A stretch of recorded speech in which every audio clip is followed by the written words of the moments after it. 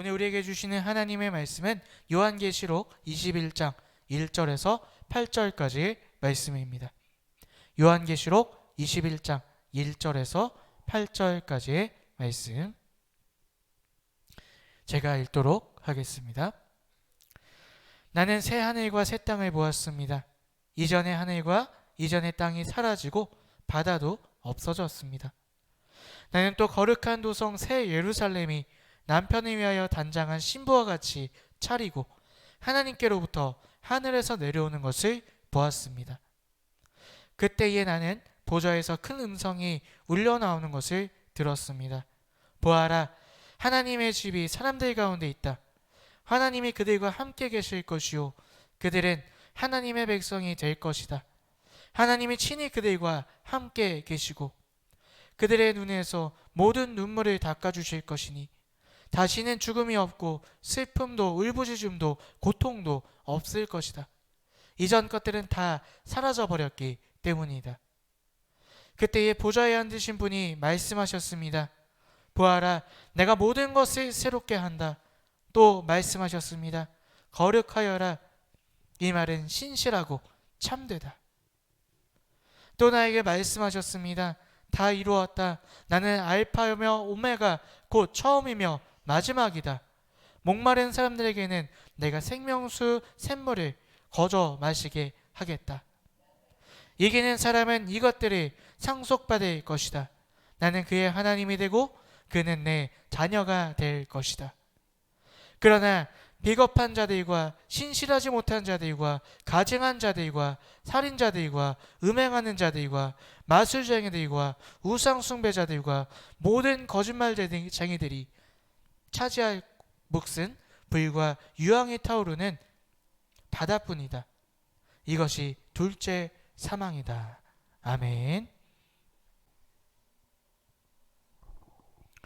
오늘도 우리 예수님을 사랑하시고 주인 삼으셔서 이 예배 자리에 함께 예배 드리시는 여러분들을 주님의 사랑으로 환영하고 축복합니다. 지난 한 주 주님이 주시는 은혜로 잘 사셨기를 바랍니다. 지난 한 주 어떠셨습니까? 뜻하지 않은 가을 폭우가 내렸던 지난 한 주였습니다. 또 우려했던 코로나가 본격적으로 재확산하는 그런 안타까운 한 주였습니다. 또 어쩌면 각자의 개인적인 일들이 안 좋았던 힘들었던 일들이 많았던 한 주였는지도 모르겠습니다. 정말 풍랑치는 파도 위에 떠있던 배처럼 우리의 삶이 지난주가 그런 삶은 아니었는지 한번 생각해 봅니다. 우리가 우리의 인생이 정말 풍랑이 있는 파도가 치는 바다 위에 떠있는 배 같을지라도 우리는 그 풍랑을 잠잠케 하시는 주님이 곁에 계심을 기억하셔야 할 줄로 믿습니다. 베드로는 그 풍랑이 있는 바다 가운데서도 예수님을 믿는 믿음으로 그 바다 위를 걸었습니다. 우리도 베드로와 같은 믿음이 필요할 줄로 믿습니다.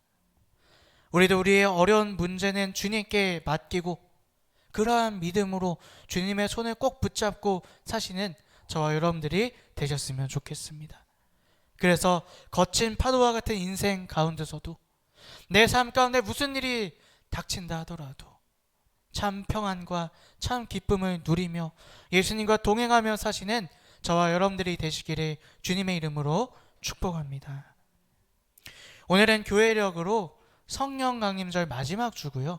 또한 왕국 주일입니다. 성령의 동행과 하나님 나라가 이어지는 그러한 특별한 주일입니다. 성령님이 우리에게 강림하신 이유는 무엇입니까? 우리가 온전한 그리스도인으로 성화되기 위해 우리가 구원의 길을 온전히 걸어가는 것을 도우시기 위해 성령께서 우리에게 강림하신 줄로 믿습니다. 우리가 십자가를 믿어 하나님 앞에서 의롭다 칭함을 받았다면 이제는 우리는 칭함 받은 자답게 살아가야 합니다. 하나님을 기쁘시게 하고 또 하나님을 영화롭게 하고 또 믿음으로 말씀을 살아내고 예수님을 닮아가는 삶, 그것이 의롭다 칭함받은 자의 삶인 줄로 믿습니다. 하지만 이것은요, 내 스스로 절대 할 수 없는 것입니다. 내가 십자가를 믿는다고 해서 자동적으로 이루어지는 것이 절대로 아니라는 것입니다. 먼저 예수님의 주인 삼으셔야 합니다. 예수님 말씀에 순종해야 합니다. 그리고 가장 중요한 거요, 성령님의 능력이 우리와 함께 하셔야 한다는 것입니다. 그럴 때에 우리는 의롭다 칭함받은 자답게 살아갈 수 있게 되는 줄로 믿습니다.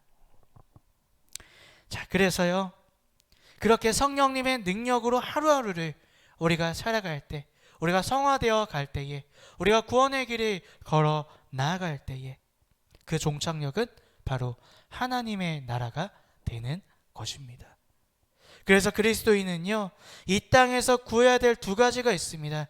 바로 성령의 능력으로 우리가 날마다 성화되며 우리가 날마다 구원의 길을 걸어갈 수 있도록 성령님의 능력을 구하셔야 되고요, 또 하나는 하나님의 나라를 바라보셔야 한다는 것입니다.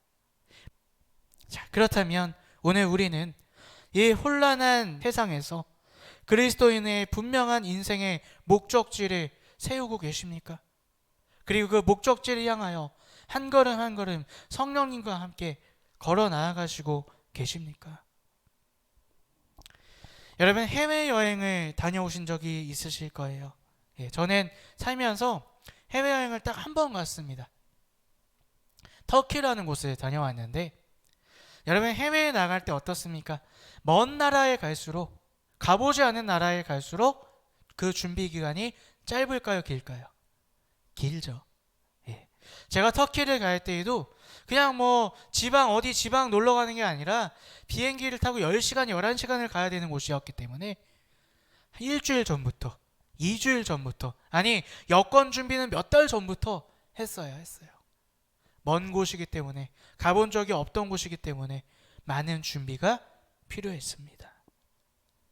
오늘 우리는 하나님의 나라를 향한 준비를 어떻게 하고 계십니까? 얼마나 오랫동안, 얼마나 긴 시간을 투자하여 하나님의 나라를 준비하고 계십니까? 오늘 우리는 성령님과 함께 그 나라를 준비하고 계시나요?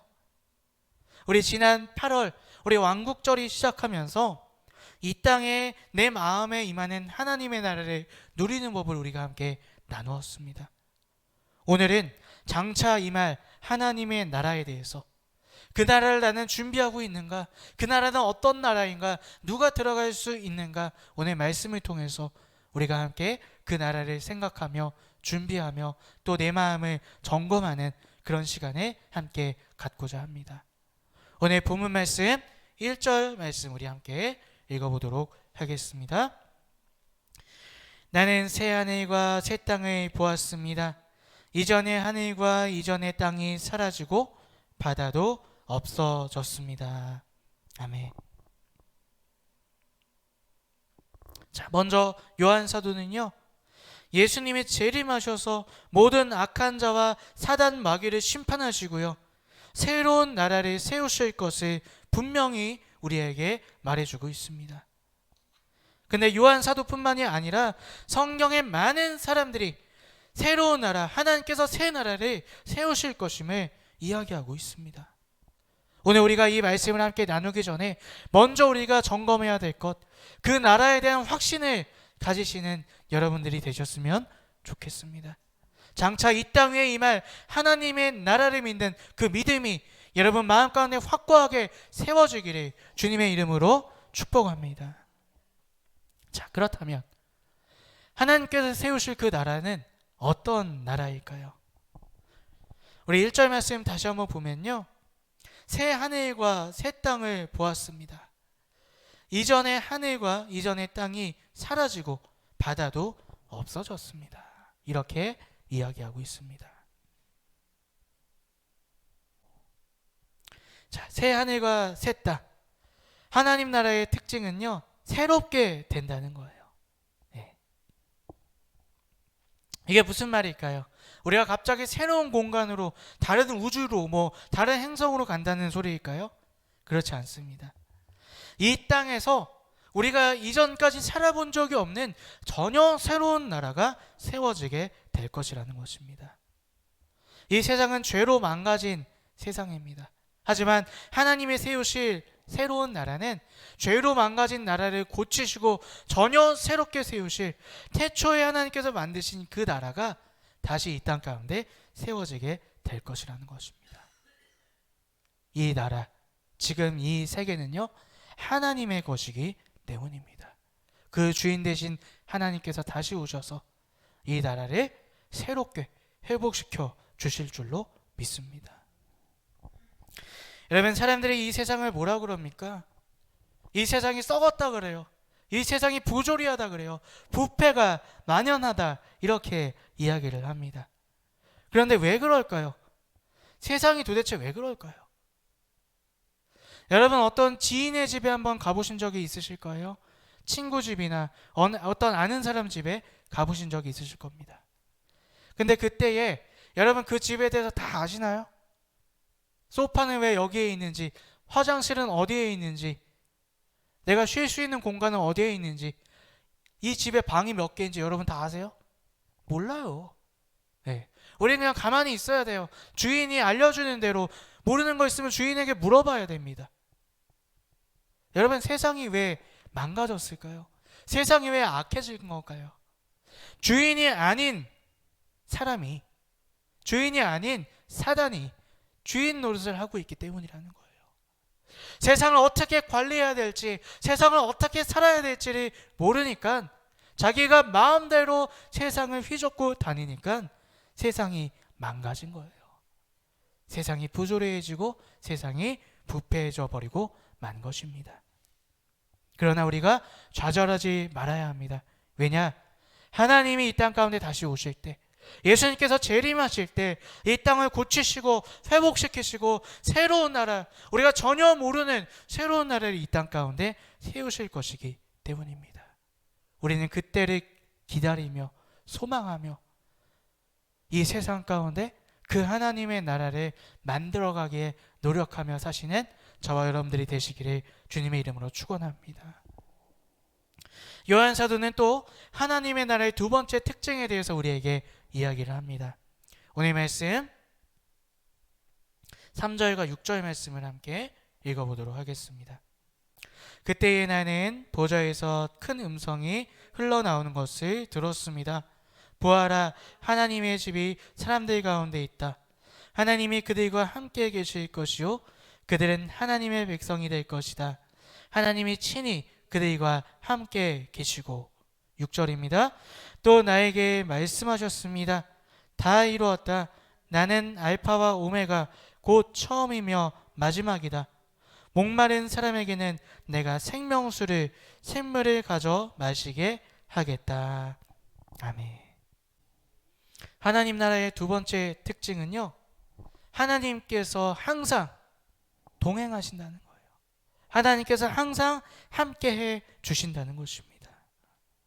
또한 생명수를 영원히 마시는 나라, 그 나라가 하나님의 나라라는 것입니다. 우리 모든 그리스도인들의 바람이 있죠? 무엇입니까? 언제 어디서나 하나님과 동행하며 은혜 가운데 사는 거예요. 하지만 우리가 이 세상 가운데 온전히 하나님과 동행하기가 참 쉽지가 않습니다. 먼저 내 육신이 죄성을 갖고 있기 때문에 항상 우리가 틈틈이 죄의 유혹에 빠져버려요. 또 사단이, 마귀가 우리가 하나님과 동행하게 가만히 놔두지 않습니다. 그래서 우리는 온전히 동행할 수가 없습니다. 하지만 새롭게 임할 하나님의 나라가 임하였을 때 하나님은 우리와 영원히 함께 하실 줄로 믿습니다. 예배와 말씀 가운데 받는 그 은혜가요, 종일토록 24시간 영원토록 그 은혜의 삶 가운데 우리가 살아가게 될 것이라는 것입니다. 그것이 하나님의 나라입니다. 그래서 그러한 삶을 생명수를 마시는 삶이다 이렇게 표현하고 있어요. 이 생명수를 마시는 삶은 무엇을 이야기합니까? 첫 번째로 죽음이 없다는 거예요. 하나님과 영원히 동행을 해요. 하나님은 죄가 있으시면 동행하실 수가 없습니다. 하지만 어때요? 이제 하나님께서 그 모든 죄를 없애버리시고 우리와 동행하시기에 우리는 죄로 인해서 죽지 않고 영원히 살아갈 수 있는 것입니다. 그것이 바로 생명수를 마시는 것이에요. 생명수를 마시는 또 하나의 특징은 무엇입니까? 우리의 마음과 우리의 영을 채워준 영원한 은혜 가운데 살아가게 된다는 것입니다. 여러분, 왜 우리가 욕심이 끝이 없을까요? 우리가 어떤 하나를 이루면 그것으로 만족하지 못하기 때문입니다. 우리가 A를 샀으면 B가 사고 싶고, B를 샀으면 B 플러스를 한번 사보고 싶고, B 플러스를 샀으면 C를 사고 싶고, 그것이 우리 인간의 욕심이에요. 왜요? 세상 것들로 우리의 마음이 채워지지 않기 때문이라는 것이죠. 하지만 하나님이 우리와 함께 하실 때 그 은혜로 우리의 마음과 우리의 영이 충만하게 채워지게 된다는 것입니다. 그리고 주님과 영원토록 동행하기에 그 은혜는 없어지지 않는다는 것입니다. 이것이 바로 생명수를 마시는 삶인 줄로 믿습니다. 하나님이 언제나 동행하시는 영원한 생명수를 마시는 그 하나님의 나라를 꿈꾸며 소망하시는 저와 여러분들이 되셨으면 좋겠습니다. 하나님 나라의 세 번째 특징이 있습니다. 우리 오늘 본문 말씀 4절 말씀을 함께 읽어보겠습니다. 그들의 눈에서 모든 눈물을 닦아주실 것이니 다시는 죽음이 없고 슬픔도 울부짖음도 고통도 없을 것이다. 이런 것들이 다 사라져 버렸기 때문이다. 아멘. 자, 세 번째 특징은 악이 사라져 버렸다는 거예요. 모든 악한 것들이 사라져 버렸다는 것입니다. 자, 오늘 본문 말씀 1절 말씀을 다시 한번 보면요, 여기 밑줄 친 데를 한번 보실래요? 예. 바다도 없어졌습니다 라고 이야기를 합니다. 자, 이게 무슨 얘기일까요? 정말 이 지구상의 바다가 다 없어진다는 소리일까요? 성경에는 의미라는 것이 있습니다. 상징하는 것이 있습니다. 이 바다는요, 요한계시록에서 악의 근원을 상징해요. 그 악의 근원이 사라져 버렸다는 거예요. 요한계시록 13장 1절 한번 읽어볼까요? 13장 1절 한번 읽어보겠습니다. 나는 바다에서 짐승 하나가 올라오는 것을 보았습니다. 그 짐승은 뿔 10머리 7이 달려 있었는데 그 뿔 하나하나에 왕관을 쓰고 있고 그 머리 하나하나에는 하나님을 모독하는 이름이 붙여 있었습니다. 자, 이게 무엇입니까? 바다에서 하나님을 대적하는 악한 이 동물이 나왔어요. 그럼 바다는 무엇을 상징해요? 악을 상징해요. 그런데 1절 말씀을 보니까 바다가 없어졌대요. 악의 근원이 완전히 사라지게 되었다는 것입니다. 바로 하나님의 나라는 악이 없는 나라, 죄가 없는 나라라는 것입니다. 이 악은 우리를 죄 가운데로 몰고 가게 됩니다. 그리고 그 죄의 결과로 우리는 슬픔과 두려움과 괴로움을 얻게 되고 눈물을 흘리게 돼요. 여러분, 우리가 왜 웁니까? 괴롭잖아요. 답답하잖아요. 걱정스럽잖아요. 근데 그것이 악 때문에, 그 악으로 인한 죄 때문에 우리가 그렇게 눈물을 흘리며 괴로우며 슬프며 걱정할 수밖에 없다는 것입니다. 그렇게 살다가 또 어떻게 돼요? 우리는 죽음을 맞이할 수밖에 없는 것이죠. 하지만 그 하나님의 나라에는 하나님이 악을 완전히 제거하셨기 때문에 더 이상 슬픔과 괴로움과 눈물이 없다는 것입니다. 여러분, 이 나라를 소망하시나요? 이 나라를 소망하며 이 나라에 살기를 우리가 간절히 원하며 그렇게 사셨으면 좋겠습니다. 여러분, 요즘에 뉴스에서 거의 매일 나오는 뉴스가 하나 있습니다. 어떤 사람이 국민청원 게시판에 이런 거 올렸습니다. 근데 그 공감 개수가 뭐 몇십만 개가 됐습니다. 몇만 개가 됐습니다. 예. 국민청원이라는 걸 요즘에 많이 사람들이 사용하고 있습니다. 그 국민청원 게시판에 어떤 글이 올라올까요? 뭐 즐거운 글이 올라올까요? 축하하는 글이 올라올까요? 그렇지 않습니다. 억울하고 답답하고 정말 너무나 억울하고 힘들어서 이 사정 좀 제발 알아주세요, 이 원한 좀 풀어주세요 하는 글들이 올라오게 됩니다. 이 세상엔 참 억울한 게 많아요. 이 세상엔 참 답답한 게 많아요. 이 세상엔 내 의지와 상관없이 내 마음을 쑤시고 찢어지게 하고 아프게 하는 그런 일들이 너무나 많다는 것이죠. 그렇다면 가해자가 따로 있는 것일까요? 얼핏 보면 그런 것 같아요. 그런데 그 가해자의 사연을 들어보면 어떨까요? 그 사람이 그렇게 살 수밖에 없는 그 이유가 다 있는 거예요.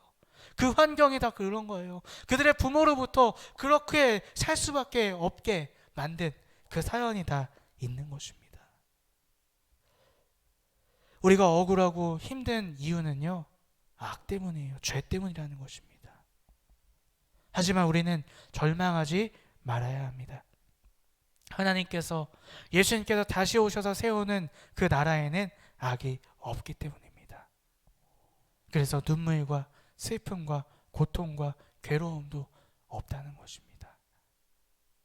여러분, 그 나라를 꼭 붙잡고 소망하시는 저와 여러분들이 되셨으면 좋겠습니다. 그렇다면 그 나라는 누가 들어갈 수 있는 것일까요?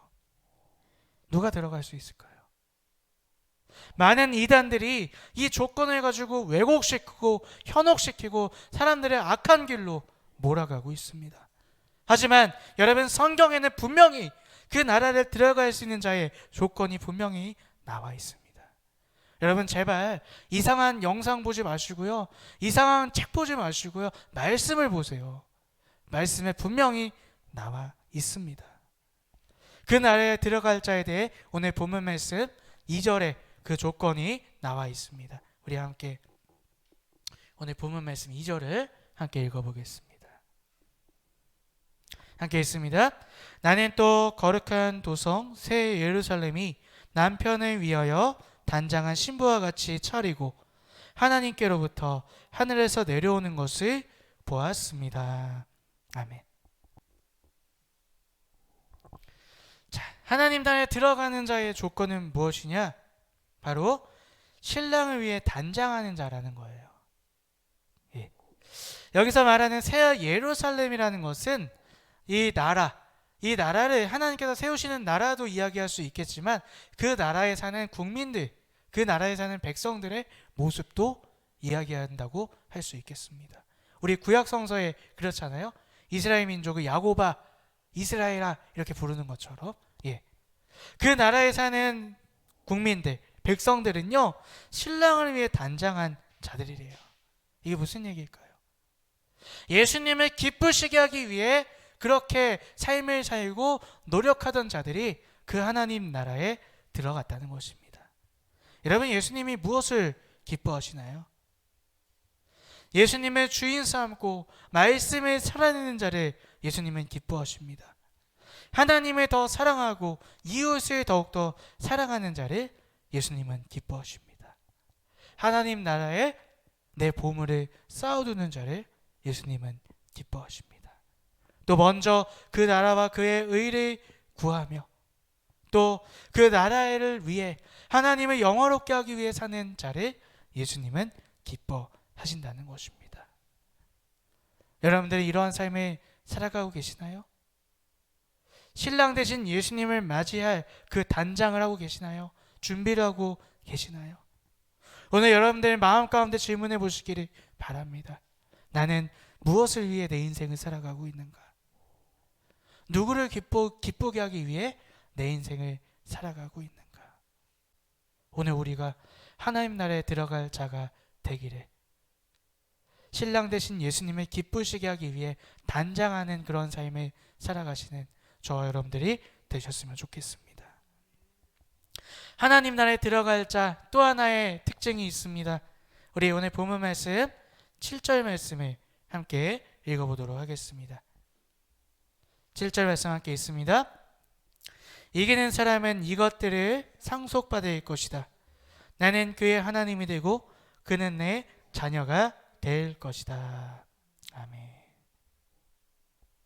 하나님 나라에 들어가는 자의 또 다른 특징은요, 바로 이기는 자입니다. 이기는 자가 하나님 나라에 들어가게 된다는 것입니다. 무엇을 이길까요?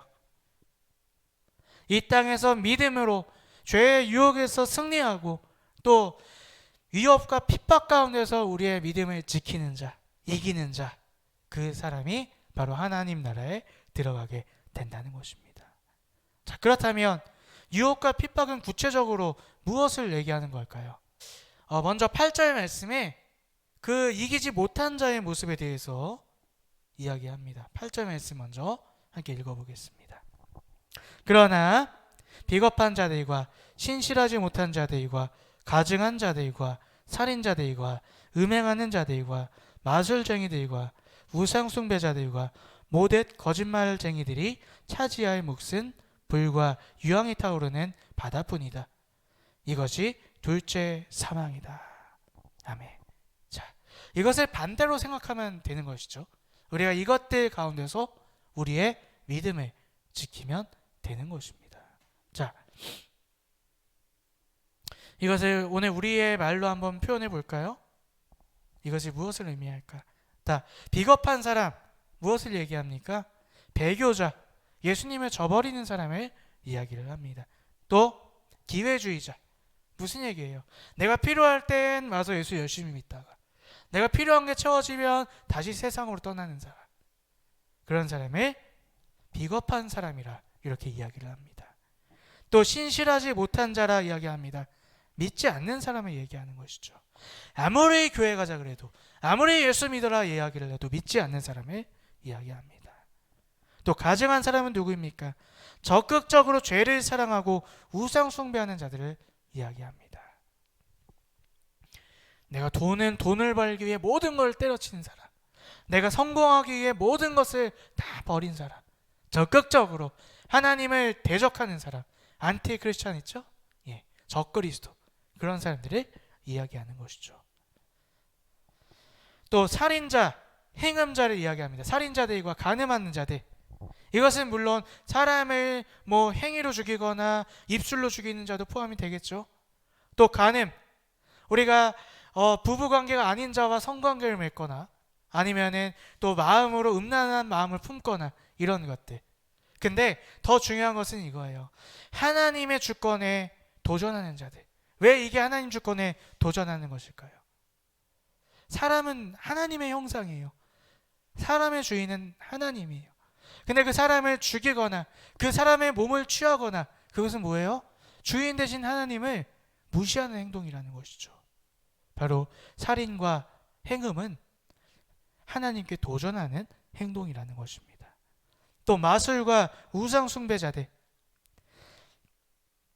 자신의 육심을 위해 사는 자들을 이야기를 합니다. 우리 어떻습니까? 내가 잘 되기 위해서 점 보러 가고 타로 카드 보고 이런 것들, 내가 잘 되기 위해서 구슬하고 이런 자들이 바로 마술쟁이와 우상 숭배자들이라 할 수 있겠습니다. 또 거짓말하는 자들, 말과 행동이 다른 사람들, 교회 안에서는 경건하고 거룩하지만 그의 입술과 그의 행동은 세상 사람들과 별다를 거 없는 사람들, 그런 자들을 거짓말하는 자들이다, 그렇게 이야기하고 있는 것입니다. 우리 에베소서 6장 12절 말씀을 우리 함께 읽어보도록 하겠습니다. 우리의 싸움은 인간의 적재다를 상대하는 것이 아니라 통치자들과 권세자들과 이 어두운 세계의 지배자들과 하늘에 있는 악한 행동을 상대로 하는 악한 영들을 상대로 하는 것입니다. 여러분, 우리가 절대로 착각하시면 안 돼요. 무엇을 착각하느냐? 우리가 싸울 것이 사람이 아니라는 거예요. 어떤 걸 주장하는 그 집단하고 싸우시면 안 된다는 것입니다. 죄는 겉으로 보이는 것이 아니에요. 내 마음을 무너지게 하고 내 마음을 죄짓게 하는 그 악한 영들과 싸우셔야 할 줄로 믿습니다.